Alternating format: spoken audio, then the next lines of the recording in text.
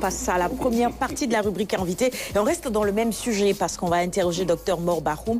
Je rappelle qu'il est le président du comité d'organisation des journées euro-africaines du droit économique. Et juste après ceci, on en reparle en détail.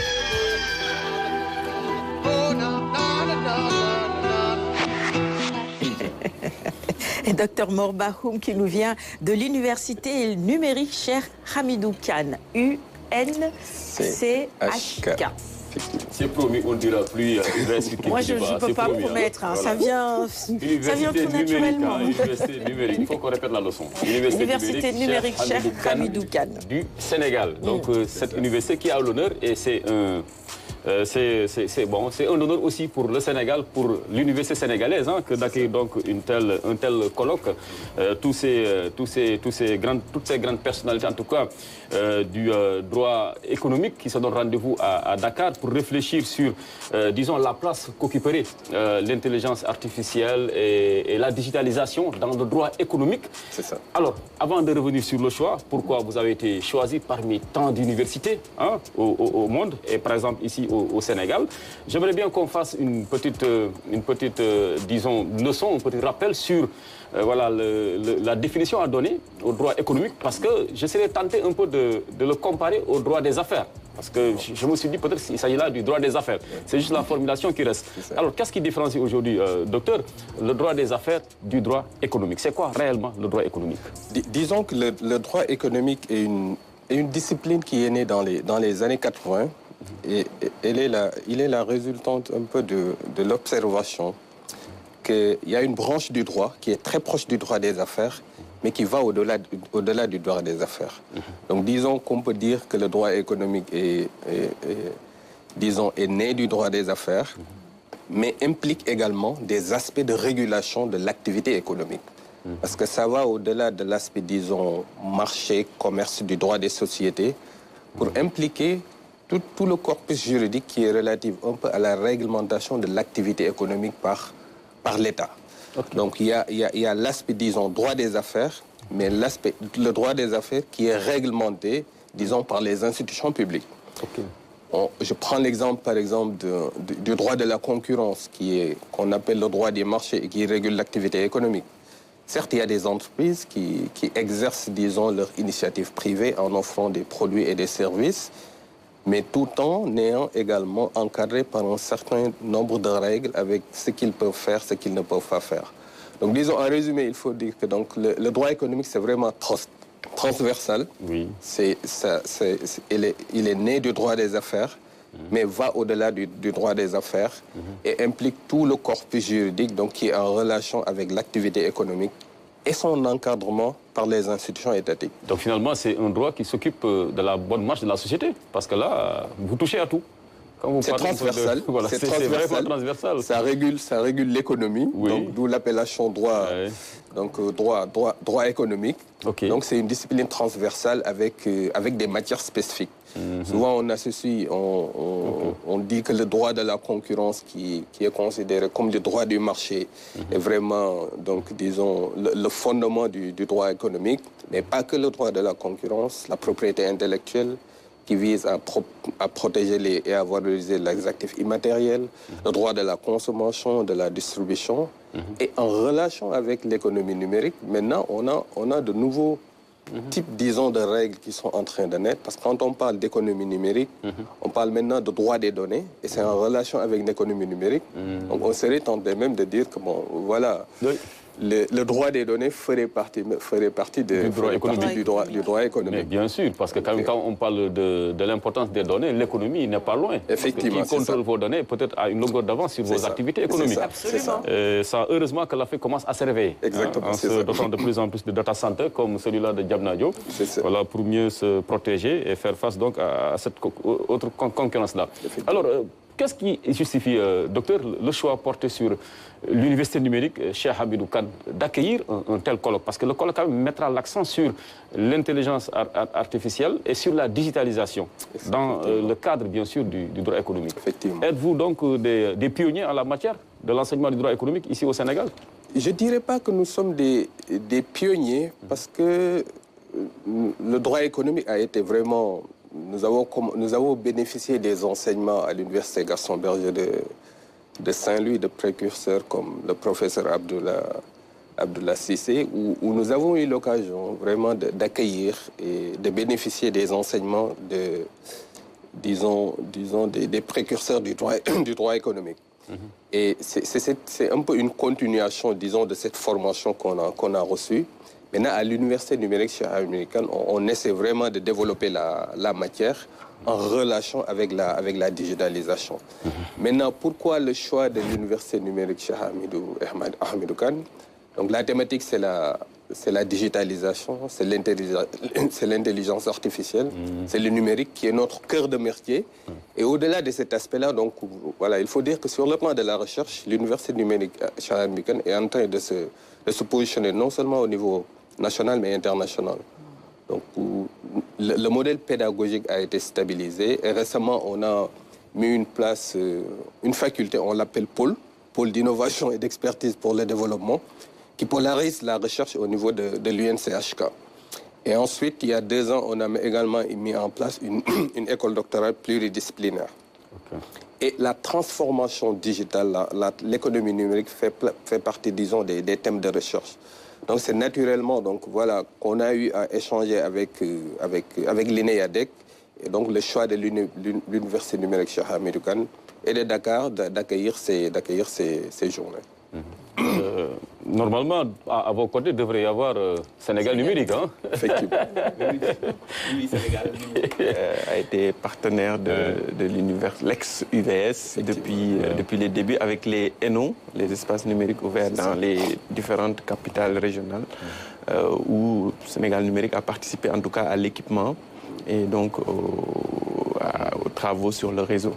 Donc, pour permettre justement les apprentissages à distance, est-ce que justement ma question portait sur ces apprentissages à distance? Parce que au début, quand on parlait de l'université numérique, c'était plus pour que les gens puissent étudier à distance avec leur ordinateur. Est-ce que c'est toujours cette approche qui est en train d'être développée au niveau de l'université?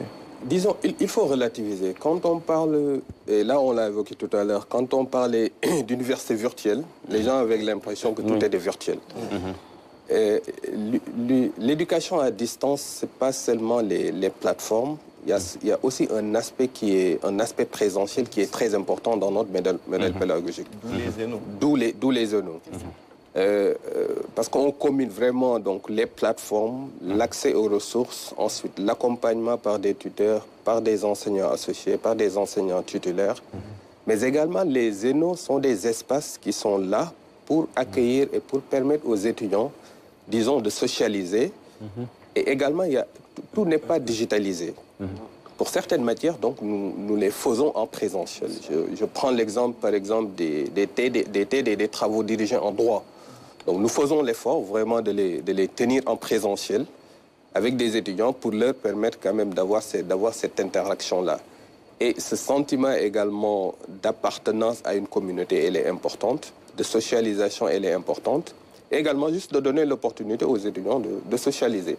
Parce que ça fait partie également, disons, de la formation universitaire. Donc on digitalise, donc c'est un enseignement à distance sur le principe. Mais sur certaines matières, quand c'est pertinent, on fait recours en fait à l'enseignement en présentiel. Donc c'est les deux. C'est un mix en fait. Il faut trouver le juste équilibre. Exactement. Tout à fait. Moi j'avais une question par rapport justement à ces journées euro-africaines sur le droit économique. Quelles sont vos attentes en organisant de telles journées? Pour vous, c'est quoi l'objectif finalement? Disons, l'objectif c'est de réfléchir sur ces problématiques-là. Parce que les journées euro-africaines de droit économique sont initiées par l'INEADEC, Institut euro-africain de droit économique, donc qui est une association qui regroupe des juristes qui sont intéressés par le droit économique, des juristes européens et africains. Donc les membres sont des Sénégalais, Burkinabés, donc, ou de la RDC. Donc nous avons des membres qui sont en France, en Belgique, en Suisse. Donc vraiment, c'est ces dialogues-là qu'on essaie d'instaurer. Et les journées euro-africaines sont organisées en alternance. L'année dernière, les journées étaient organisées à Bruxelles. Et cette année, le choix a été porté sur Dakar. Je crois que l'année d'avant, c'était en Côte d'Ivoire. Maintenant, en termes d'attente, la thématique, c'est intelligence artificielle, digitalisation et ses relations avec le droit économique. Et c'est très en rapport avec les questions sur lesquelles nous venons d'échanger sur cette problématique-là, disons, de l'émergence croissante de la digitalisation. Et là, il faut faire une distinction entre digitalisation, c'est un aspect qui est important. Donc, on assiste à la digitalisation de beaucoup de secteurs, mais parallèlement, on est en train également d'assister à l'émergence, disons, de nouveaux marchés, d'une certaine forme de régulation, d'une certaine forme de, disons, de conduite des activités économiques. Et on parle ici d'économie numérique. Quand on crée un business model qui est basé sur les données dans le domaine de l'agriculture, de la santé, quand on crée une application, quand on utilise son téléphone, quand on achète en ligne, quand on visite une plateforme, tout ça, ça fait partie d'une économie. Avec des acteurs. Donc, et c'est important maintenant de faire la relation entre l'impact de l'intelligence artificielle, ce processus de digitalisation, et quel impact ça va avoir, disons, sur les fondamentaux, les orientations du droit économique. Et là, il faut voir, nous allons réfléchir sur un certain nombre de domaines. Déjà, nous sommes des juristes, donc on parle d'intelligence artificielle. Il nous faut connaître les fondamentaux de l'intelligence artificielle. Qu'entend-on par intelligence artificielle? Comment ça marche? Quelles sont les exigences pour que ça fonctionne? Quelles sont les implications en termes de collecte et de traitement de données? Quelles sont ces différentes applications? Donc pour nous, juristes profanes, il faut les comprendre avant de réguler. C'est ça. Parce que la régulation vient après. Tout à fait. Donc nous aurons, donc, dans le cadre de ces journées-là, donc, étant conscients de ça, l'opportunité d'accueillir un expert en intelligence artificielle, Moustapha Cissé, qui a été le head de Google AI en Afrique, basé au Ghana, qui va nous parler de l'intelligence artificielle. Maintenant, nous juristes, quand même, avec cette base-là, on va essayer de voir sur différents aspects l'impact de l'IA et de la digitalisation sur les différents domaines.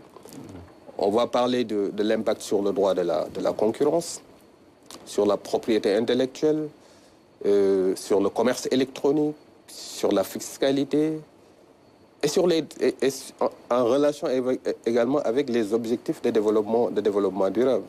Parce qu'on l'a dit, la digitalisation et la création de l'économie numérique a un impact, mais potentiel, extraordinaire sur l'atteinte des objectifs de développement durable.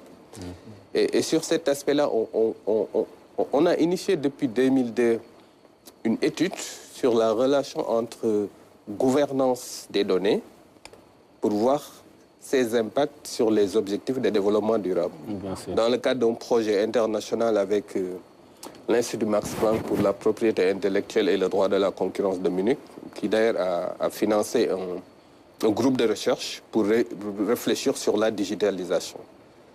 Parce que la manière dont la réglementation elle est faite, la réglementation donc, elle est mise en place, peut, disons, positivement ou négativement impacter donc l'atteinte des objectifs de développement durable. Donc c'est des problématiques sur lesquelles on réfléchit. Très important. Exactement, pour proposer une réglementation. Le commerce en ligne, moi personnellement, ça m'intéresse parce que là, il faut comprendre, il faut aller vite et réguler parce que ce qui s'y passe, mon cher Alioune, on commande... Une vraie arnaque, hein? Oui, parfois... L'histoire du ventilo. Mon fameux ventilo. Et là, qui pour me protéger? C'est ça. C'est pas bénéficier des éclairs. On a l'impression qu'il y a comme un vide juridique à ce niveau-là. On commande en ligne ce qu'on nous livre par rapport à la photo qu'on a eu à voir, ce qu'on nous a vendu en ligne, ça n'a rien à voir avec le produit final. Et même les États également, c'est un manque à gagner pour les États. Absolument, donc, tout à fait. Par rapport à la fiscalité et tout ça. Et la fiscalité. Voilà, exactement, des pistes de réflexion. Radi, tu avais une question? On va refermer cette première partie. Alors j'aimerais revenir sur la structure de l'université Cheikh Hamidou Kane. Alors pouvez-vous revenir brièvement sur les filières numériques? Et est-ce que vos étudiants ont créé des projets utiles pour le développement du Sénégal? En une minute, ça va être difficile, mais allez-y. Oui, ça va être difficile.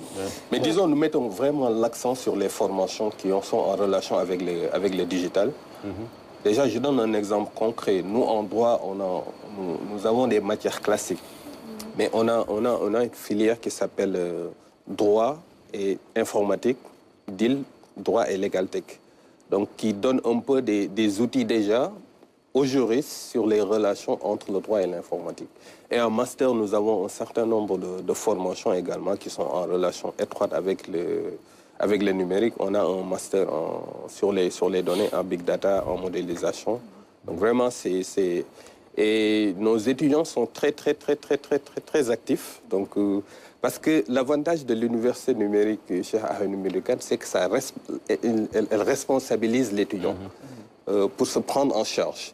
Donc, et là, on voit vraiment le résultat. Nous avons vraiment eu beaucoup d'applications qui ont été créées par nos étudiants en relation avec, disons, le digital.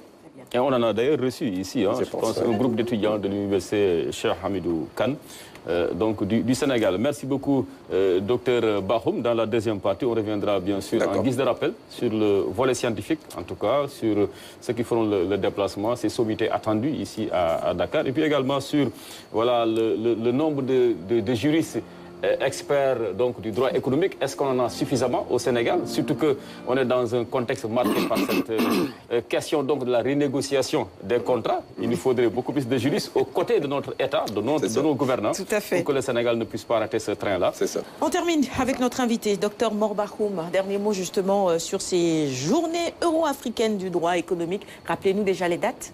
Les dates, c'est demain, donc mercredi, jeudi, et on termine le vendredi. Et donc, vous remercier encore une fois, inviter toute la communauté, disons, universitaire, les scientifiques, les acteurs, disons, de l'écosystème du numérique à venir participer.